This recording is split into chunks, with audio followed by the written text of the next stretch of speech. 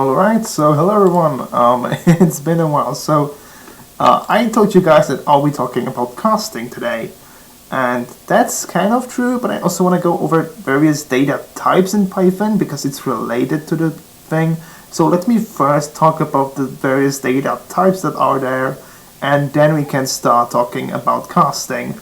I know it's a bit of pushing your attention, but really I'll do it in a really simple and manageable way. So let's first mention the various types.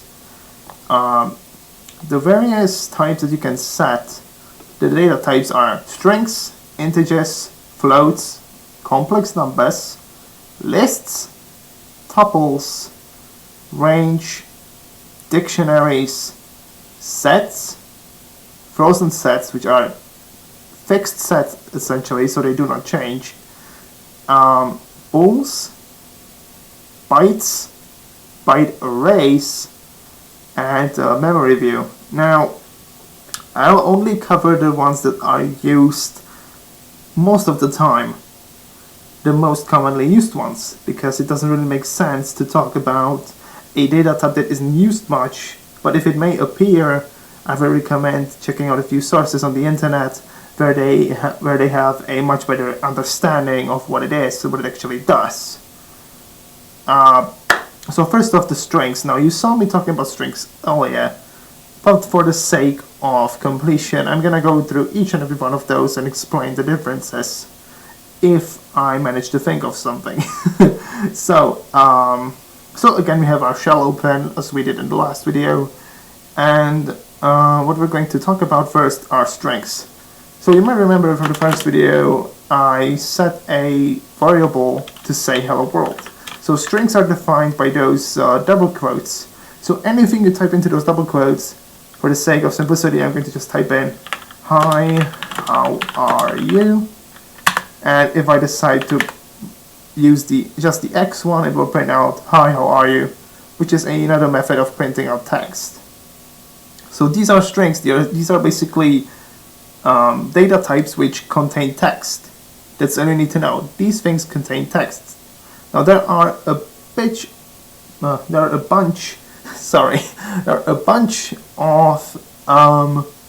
different. There's another different data type which use strings. However, I'll cover those when we get to those. I need to go like step by step to make sure that you guys understand. Next ones are integers. Again, we'll just use our x variable as an example, and let's set it to 20. We've now defined an integer. Actually, I should actually show you with proof, since in our last video I managed to cover how we can print out the types. So let's do it with the string we've created, and we can do print type x, and it'll say it's a string. So the first thing we did here is a string, so I didn't lie to you guys, it's a string. The thing that I did next was the x equal 20. So let's do that, and if we decide to print out our variable again, it will say that it's an integer now, so it's no longer a string like we had in the first example. So by doing x equals 20, we now have an integer, so that's another data type. This data type is useful if you want to do simple incremental countings, so 1, 2, 3, 4, etc. Next one is, I don't know, those are floats. I mentioned floats in the previous video, but essentially what you need to remember is that floats are defined with the decimal point, so let's do 20.5 for example. And if I print out the data type of that, you'll notice that it says that it's a float, which is what we wanted essentially. So yeah. So what else is that? There are also complex numbers. For the sake of completion, I'm gonna make one up. I don't know, 1j. And if I decide to print out the data type, will say it's just a complex number. You don't need to understand what complex numbers is. It's just for demonstration's sake. I just created this from the top of my head. So the next one is lists. Now lists can be thought of as a list of items that you, for example, need to buy to define those, there are differences obviously, but to define those, let's do, I don't know, kind of like a shopping list. So to define a list, you need to put in the square brackets, and in the square brackets you need to separate each item. Now each item, to make it a list, is separated by a column, but each item is encapsulated in double quotes. To make sure you understand this, let's create about, I don't know, 3 items in here. And, I don't know, let's create that we need to buy, I don't know, milk, because why not? Sweets. No, let's not do that. Let's do chocolate, and let's do, let's do butter, why not? Let's do butter. So this is our list created, but how can we be sure that our list works? Well, we can print out either the entire list of items or each and every item from our list. So what we need to do is, again, we can just print this out for showing that it is a data type. So to print it out, you just type an X and it will print out the entire list. But you can also print out individual items from the list. So to do that, you need to do X, and then I think it was the brackets, and then I think it was 0. Yes, so essentially what I did is as you can see, the main difference here is we can actually, let me actually show you this. I'm not sure if it's gonna work or not. Yeah, it's not gonna work. So the thing I did here, let me just rewrite this again. So what I did is, if you remember our list, let me print it out below it so you can see the difference. You'll notice that I printed out the very first item in our list, which was milk. And the reason why I did that is the list contains 3 items, but they are counted from 0. So they're counted like 0, 1, 2, and 3. 0, 1, and 2. Sorry, 0, 1, and 2. To preview this, if I type in, and if I do X, then square brackets, and then 2, it will print out butter. See, it printed out butter, as I mentioned. Let's print out chocolate. Again, really simple. Square brackets, and then 1. So it prints out the second item in the list. So these are lists. Now tuples are the next one on the list, and that's funny, we talked about list and it's not funny.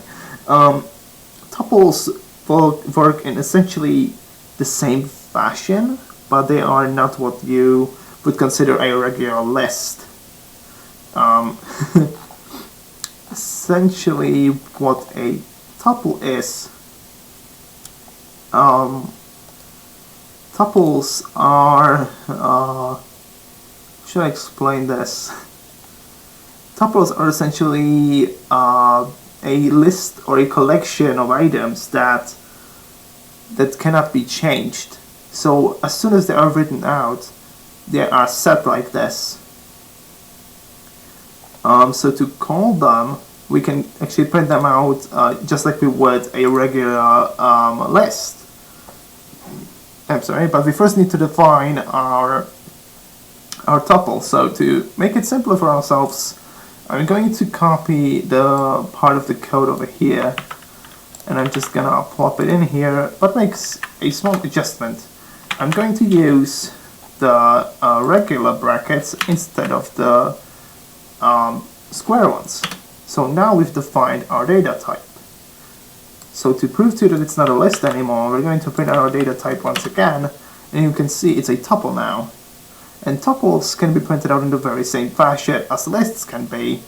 The main difference is they are set as they are written out, so you cannot change them, which is neat in some applications, but you know, I'm not gonna get into detail about that. So yeah, so what we can do is we can print out each and every individual item, since this acts kind of like a list, but it's a fixed list, so we cannot change it.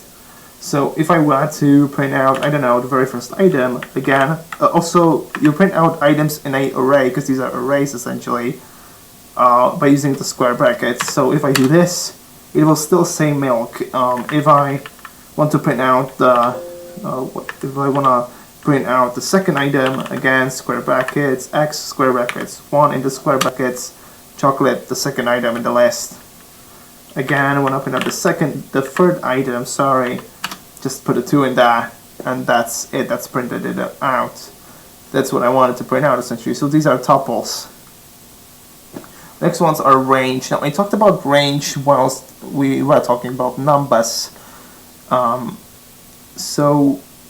Range essentially defines from a starting point and an end point for our numbers essentially.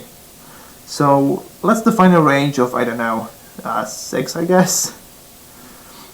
There's a ton more implementations of this, but let's do it for the sake of demonstration so that it all will make sense in the end. So we'll do that x equals and then type in range, and in the brackets we'll do 6 for example, and we'll end it off. And now if we decide to print out x, it will say that it's a range from 0 to 6, which is okay, that's what we wanted.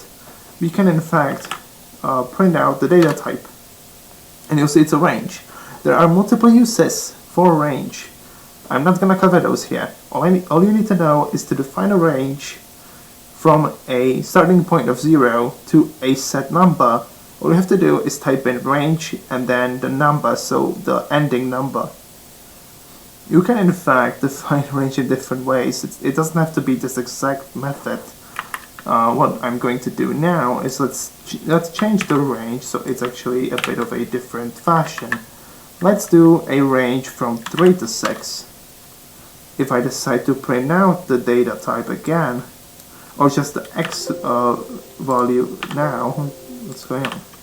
You'll see that the range has changed. We now have a range from 3 to 6 instead of 0 to 6. So you can define a set range of numbers, which might be useful again in some applications. We're just talking about data types today. So that's range. So next, there are dictionaries. Dictionaries are useful if you want to create a list of people and add their age to it, for example.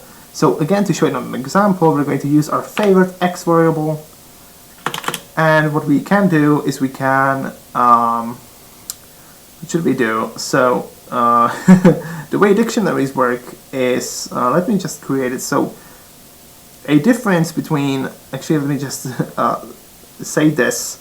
The difference between lists and tuples compared to dictionaries is that dictionaries have to have a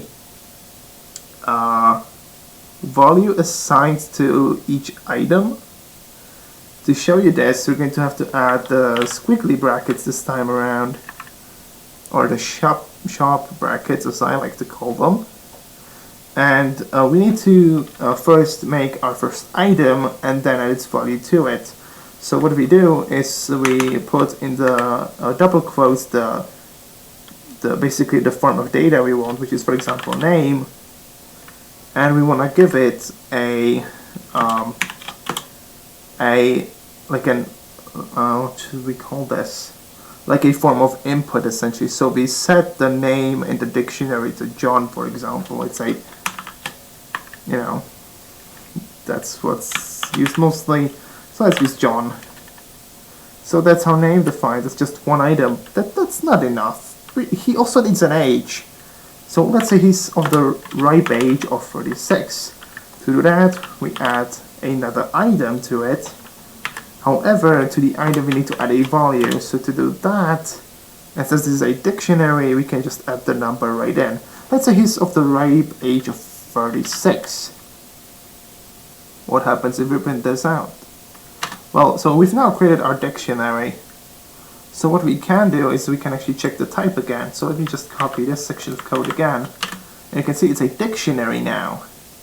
To print out the dictionary, just press X.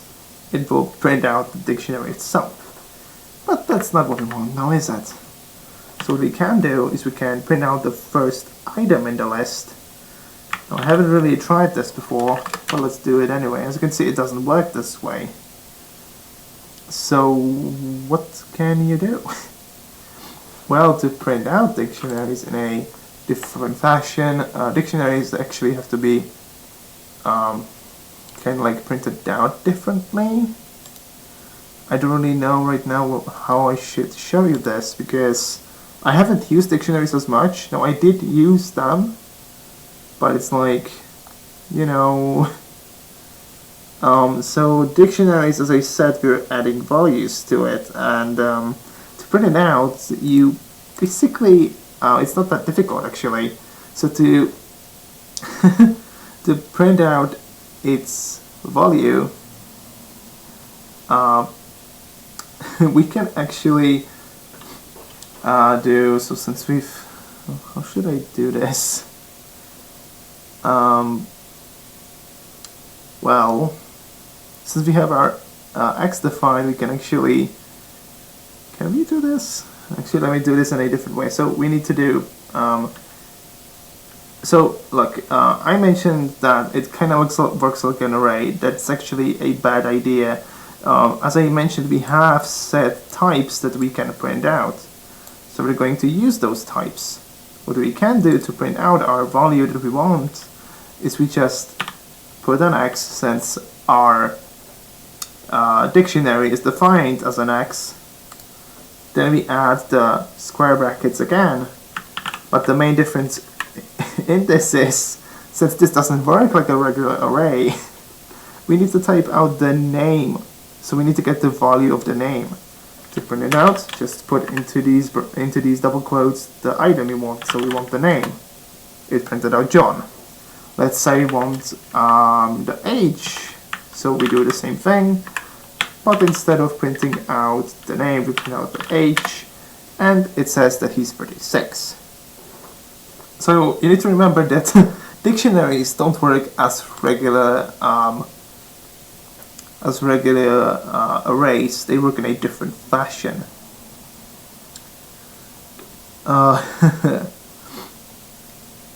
So there are also things called sets.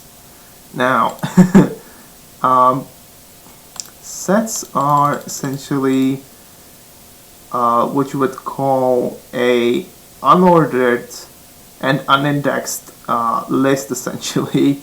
So it doesn't have an order. It basically doesn't have strict rules by which you can define one. You can pretty much define them in any way, shape, or form. Now, what you can do is we can do a few things with this. So we can, for example, create a set. For example, the set will be called, I don't know, X set, and it will be, so sets are defined like this, but you need to also put in the sharp brackets or the squiggly brackets and add different items to it. So to add different items to it, we need to just create some items. So we'll use the one we've used previously. I'm just gonna quickly copy it from up here. So we're going to just create ourselves a really simple set. So our set has been defined. Again, we can just print out the X set. It will print out what our set looks like. So our set contains the following items, which is milk, chocolate, and butter. And to print them out, there are different things. But we can check if it's actually present in our set. To check if an item is present in our set, we can do print, put the regular brackets in, then type in the thing you want to print out. So for example, we want to check if milk is in there. So let's do milk. And then to check, then to give it in which set to look for it, we need to type in, so it knows what it has to do. So we tell it to print out milk, which is in our X set. As you can see, it printed out that it is in fact in our X set. Our X set is essentially our shopping list, and we're looking for milk. So Let me do. Let me just. Okay, so let's leave it as x set. Let's pretend that our x set is our shopping list, and we wanna check if milk is in there. So we type out print, double quote milk, double quote in x set. If it is in there, it will print out true. But let's say we want to check if there are carrots, you know, to balance things out. So let's do print, double quotes, and in double quotes, carrot in x set, and it will turn out false, because carrot is not in the set. So I don't have to type this all over again. Just gonna copy this and paste it in here. And let's change milk to, I don't know, butter. It should return true because butter is in the list. As you can see, it printed out true. So that's pretty much what you do with this. That's what you do with sets, essentially. So what else is in there? There are also frozen sets, but the main difference between a frozen set and a regular set is that it's like hard-coded, essentially. You cannot, like, you know, change the items which are in there. Like, you could, but why would you want to do that? I mean, there are applications for this, but, you know. So, what else can we do? So, since we've talked about sets, dictionaries, ranges, and such, let's talk about bools. So, bools are essentially the thing that is returned true or false. So you saw this here. So if we printed this out, it set the bool to be true, so it printed out true. What we could do is we could set our x variable to be a bool, essentially, which is what we want to do. So to do that, actually before I do that, I want to show that our x set is in fact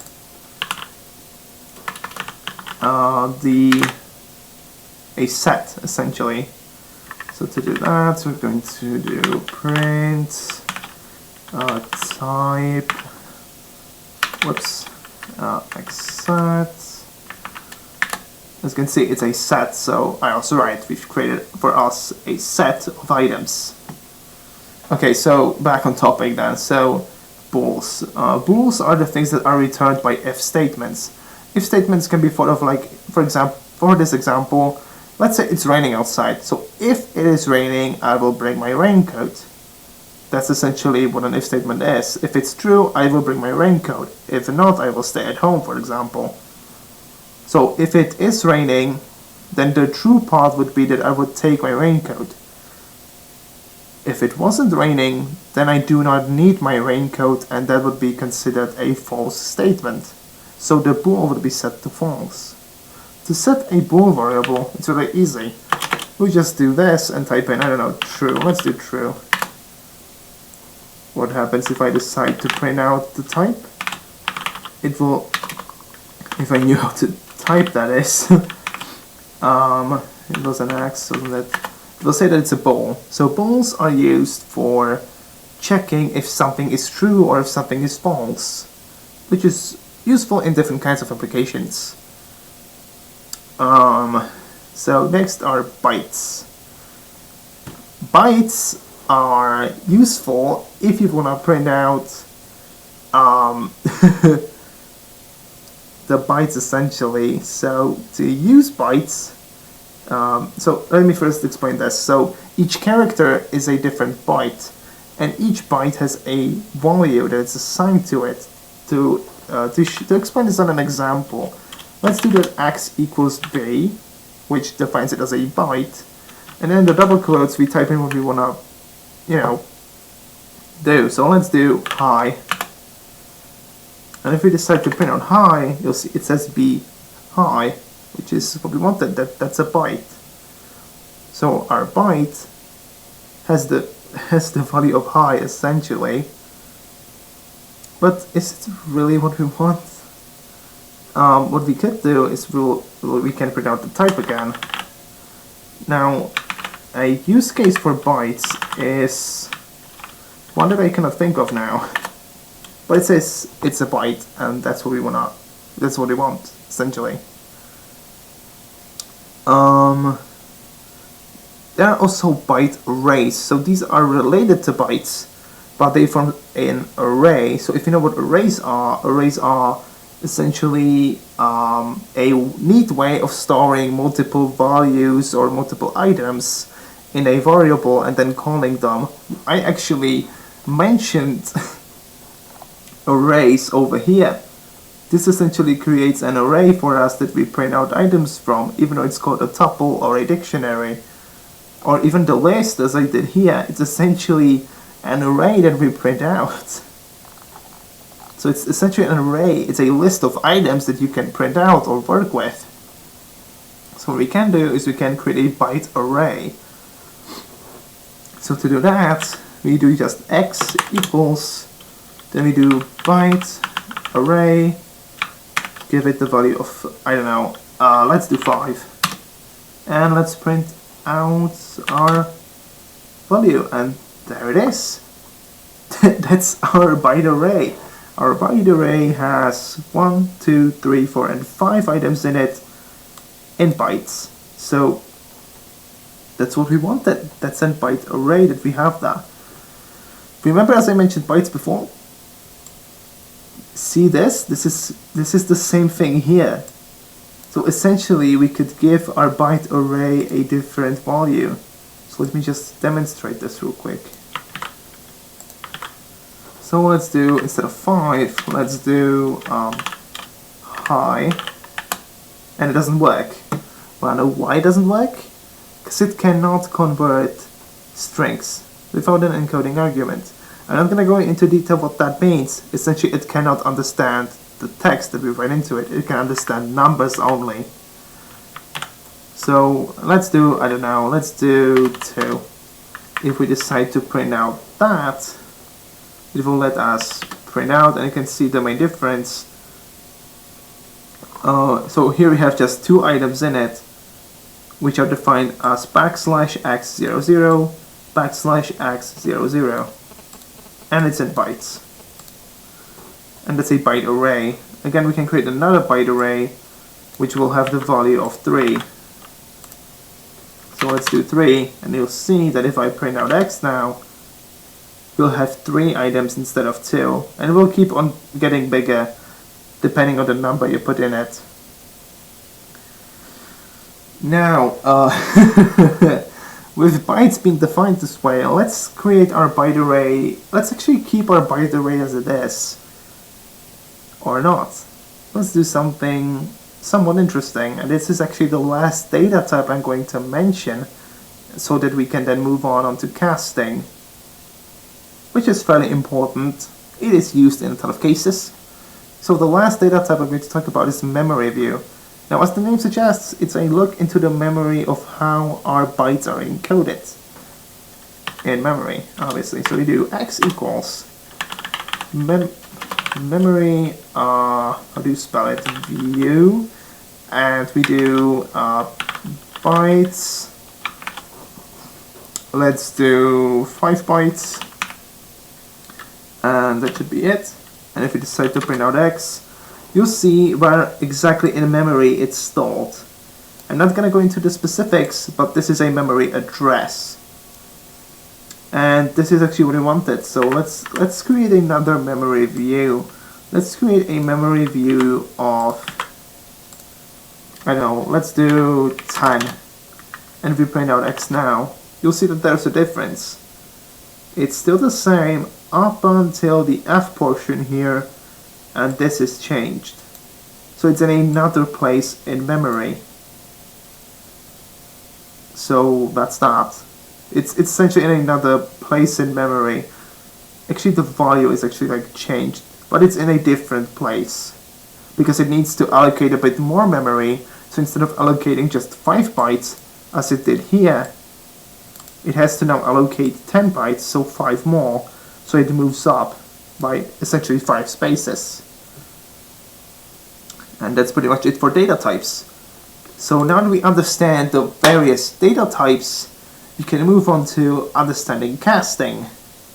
So what casting is, casting is essentially the use of constructor functions. To make this as simple for you as possible, what we can do is we can use this as a form of conversion. So let's say we have 3 numbers. Yes, 3 numbers. And we have, I don't know, we're going to use, as I mentioned, in the, I think it was at the beginning of this video, or the first one, let me say. So as I mentioned in the beginning with the data types, we have strings, we have integers, and we have floats. Now let's say we want to convert our integer to an integer, our float to an integer, and our string to an integer. You might be thinking you need to do some insane magic to do that. Well, actually no, you don't have to. Again, Python makes this really easy. So let's do that. X equals an integer of, I don't know, let's do 1. If I print out its data type, what will it give me? Well, let me print out its data type. This is essentially conversion of data types. So remember, I defined it as a data type of integer, so it has to be a full number. And let's print out x. As you can see, it says it's an integer. But let's say I want to print out, let's say I want to set x to, also to show you it is actually the value of 1. You can see it is the value of 1. So that's an integer for you, how to convert it to an integer. But let's say we have a float number that we want to convert to an integer. That's actually really easy to do. What you have to do is you need to do that x equals, and then you type in integer, and then a float number, for example, 2.8. Once I hit enter, and I print out my type, it should say that it's an integer. As you can see, it does. If I print it out, you might think, well, it will print out 2.8. Well, it won't, it will print out just 2. Wanna know why? Integers don't print out decimal values. So it is technically 2.8, but it's not. It's actually a 2 because we've converted it to an integer, and integers just contain full number values. We can also do the same thing with strings. So again, we're going to use our trusty little x variable again, and we're going to type in int for integer,